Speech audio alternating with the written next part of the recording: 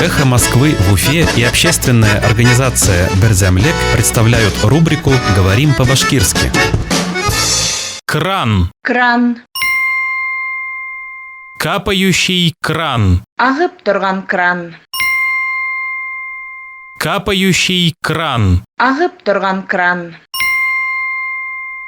Бывший мэр Уфы Ирик Елалов посоветовал жителям в целях экономии налаживать капающий кран. Өфінің элекке мэры Ирик Ялалов қалала яшәүселәргә исраф итмәү мақсатынан ағып тұрған крандарды юнәтергә кәңәш бирде.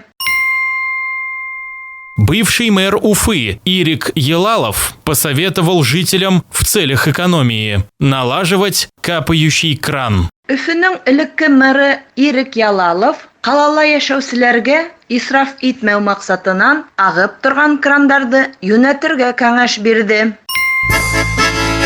«Эхо Москвы» в Уфе и общественная организация «Берзямлек» представляют рубрику «Говорим по-башкирски».